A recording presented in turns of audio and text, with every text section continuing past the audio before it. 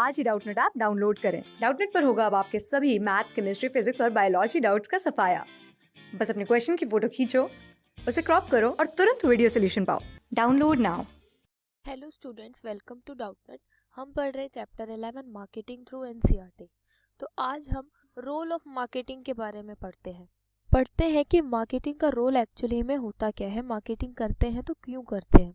ठीक है, सो all marketing organizations operate either to earn profit or pursue some other goals such as community service, improvement of quality of life or promotion of cause, say UNICEF working for the welfare of children or helpage working for the cause of senior citizens।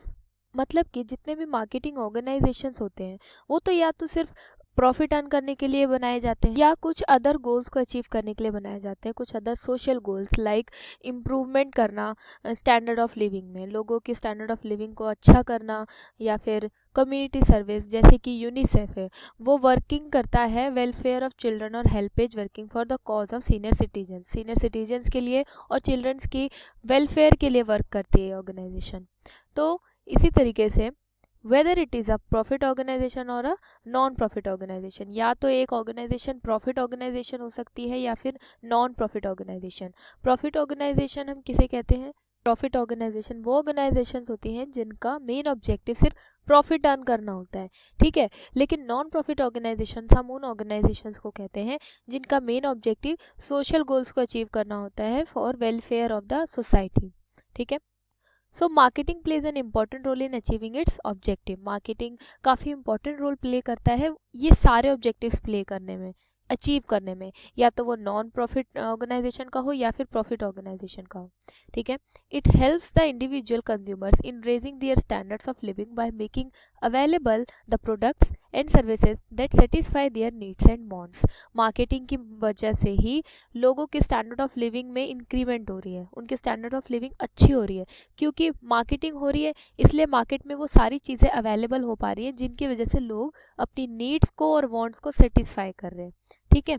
It also plays a significant role in the economic development of a nation. Marketing की वजह से economic development भी होती है nation की, क्योंकि economic development कैसे होगी? जब लोगों की डेवलपमेंट होगी, लोगों के स्टैंडर्ड ऑफ लिविंग अच्छी होगी, लोग अच्छा अच्छा सामान यूज़ करेंगे तो वो अच्छा खाएंगे, अच्छा पिएंगे, हेल्दी रहेंगे, इससे सब कुछ अच्छा ही होगा, ठीक है। तो इससे क्या होगा? इकोनॉमिक डेवलपमेंट भी होती रहेगी नेशन की।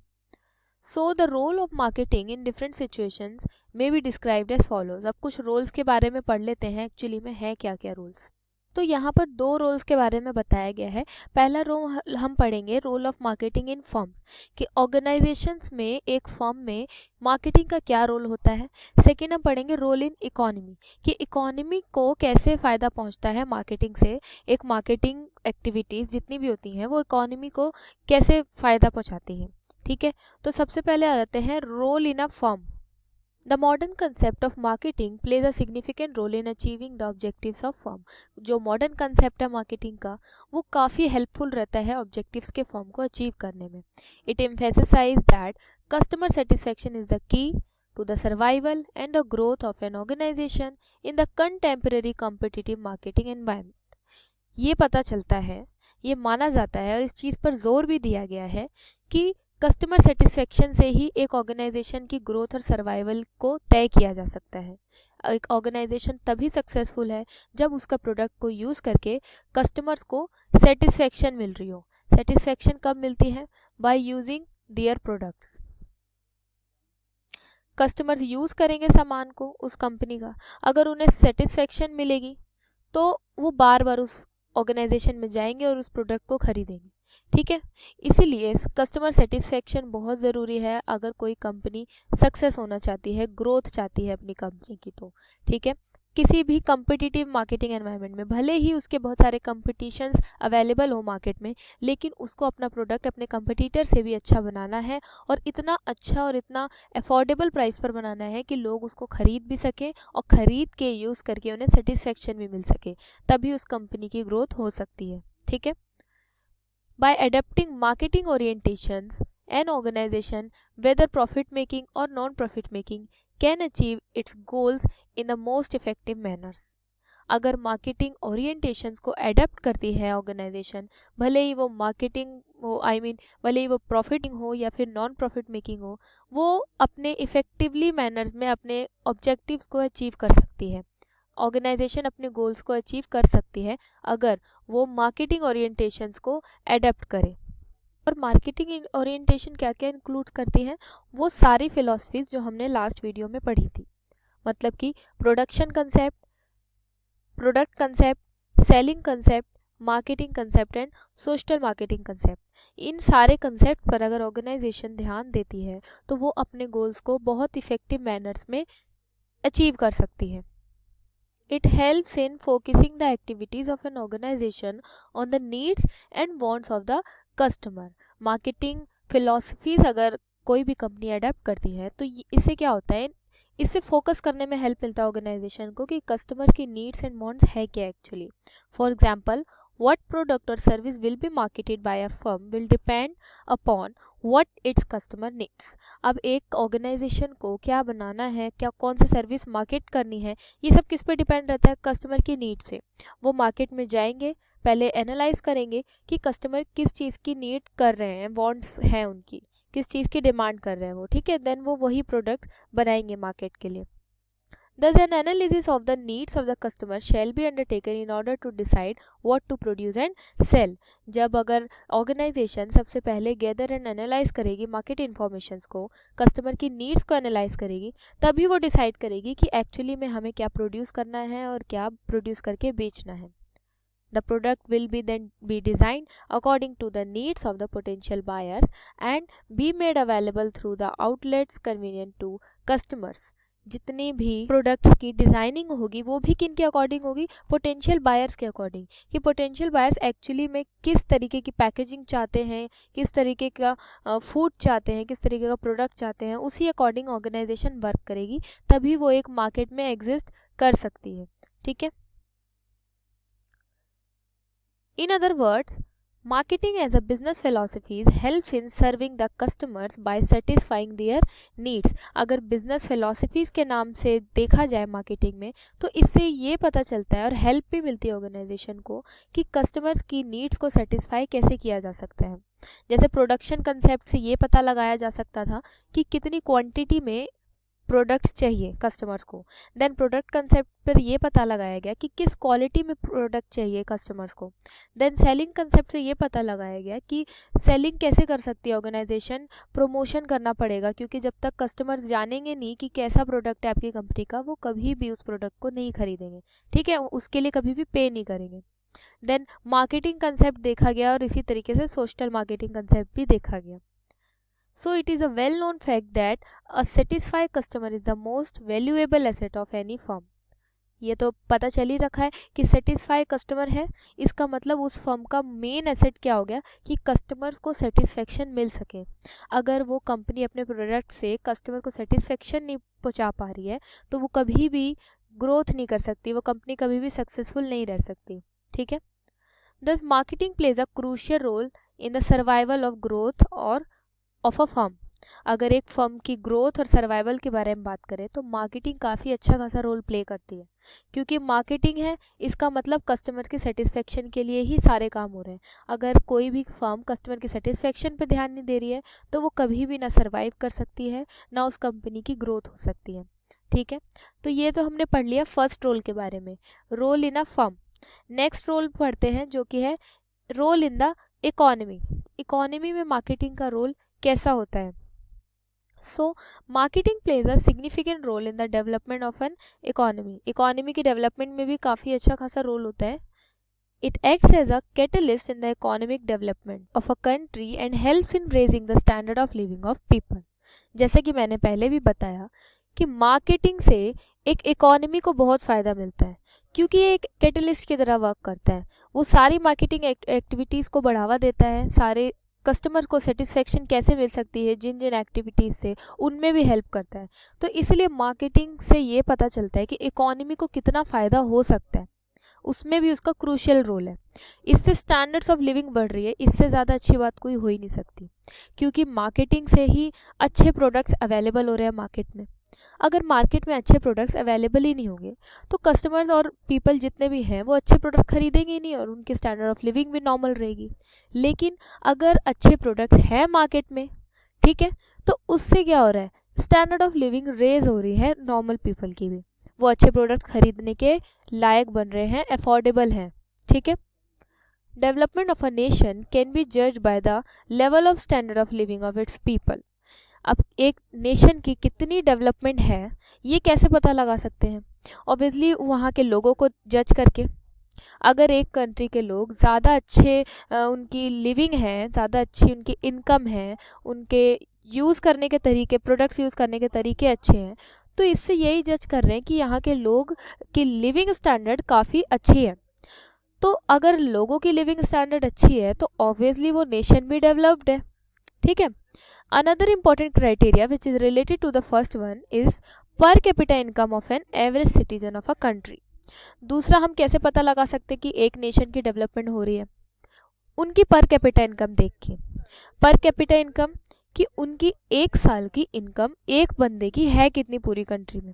एवरेज सिटीजन का हम पर कैपिटा इनकम देखते हैं, अगर वो अच्छा है तो नेशन की डेवलपमेंट हो रही है, ठीक है, मतलब स्टैंडर्ड ऑफ लिविंग अच्छी है, इकोनॉमिक की ग्रोथ हो रही है।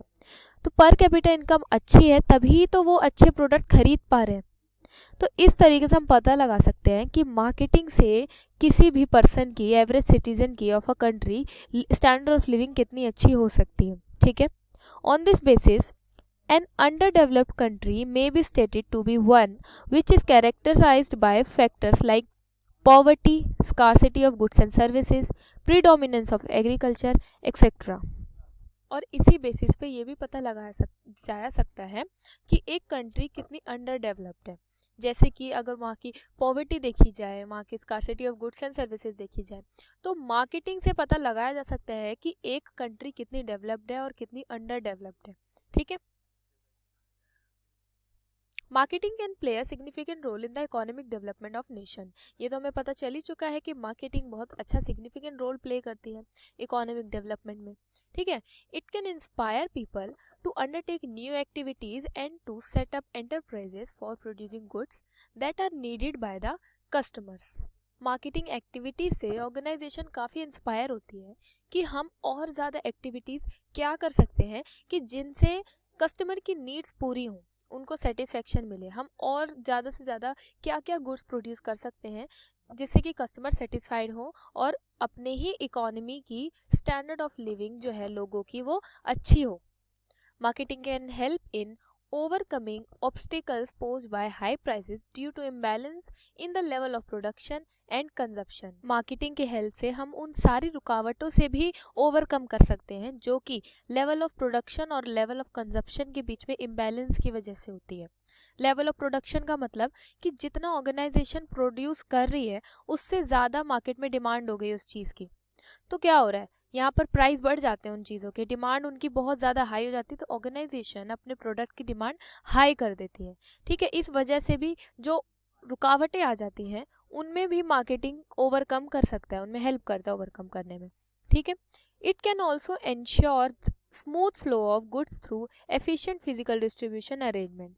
इससे हम ये भी इंश्योर कर सकते हैं कि स्मूथ फ्लो ऑफ गुड्स हो, मतलब कि जितने भी गुड्स प्रोड्यूस कर रही है ऑर्गेनाइजेशन उनका डिस्ट्रीब्यूशन हर कस्टमर के पास पहुंच जाए। मार्केटिंग में ये भी आता है, ठीक है, मार्केटिंग एक्टिविटीज़ में ही इंक्लूड है। In other words, marketing can help in finding out right type of products and services that a firm should manufacture, the place where it should make such products available for sale, the price at which the products should be sold, and the channels that should be used for moving the products to the ultimate place of consumption or use. मतलब कि अगर simple words में हम पढ़ें तो एक economy में marketing का रोल इस तरीके से है कि मार्केटिंग एक सही प्रोडक्ट को फाइंड करने में हेल्प करता है, प्रोडक्ट्स और सर्विसेज को, ठीक है। देन उसको कहाँ पर बनाना चाहिए, मैन्युफैक्चरिंग का प्लेस भी फाइंड करता है। देन उन प्रोडक्ट्स को कहाँ पर बेचना चाहिए, मार्केटिंग इसमें भी हेल्प करता है, कंज्यूमर्स की भी और ऑर्गेनाइजेशन की भी। फिर मार्केटिंग किस प्राइस पर उस प्रोडक्ट को बेचना चाहिए इसमें भी हेल्प करता है, ठीक है, किस चैनल के थ्रू उस प्रोडक्ट को लोगों तक पहुंचाना चाहिए, इसमें भी हेल्प करता है। और for moving the products to the ultimate place of consumption, उस प्लेस तक पहुंचाना जहां पे उस प्रोडक्ट की कंजप्शन होनी चाहिए, ये भी डिसाइड करने में मार्केटिंग हेल्प करती है ऑर्गेनाइजेशंस की। तो अगर ये सारी चीज़ें वेलफुली हो रही हैं तो इससे इकोनॉमी की ही डेवलपमेंट होती है, क्योंकि अगर राइट टाइम पर राइट प्लेस पर कंज्यूमर अपने प्रोडक्ट को लेकर कंज्यूम करेगा तो इससे किसको फ़ायदा होगा, कंज्यूमर को, कंज्यूमर की स्टैंडर्ड ऑफ लिविंग अच्छी होगी। और अगर सारे कंज्यूमर्स के, सारे लोगों की एक इकोनॉमी में स्टैंडर्ड ऑफ लिविंग अच्छी होगी तो ऑब्वियसली इकोनॉमी की डेवलपमेंट होगी। ठीक है, this linkage between the business and the consumption centres accelerates the economic activity, leading to higher incomes, more consumption and increased saving and investment.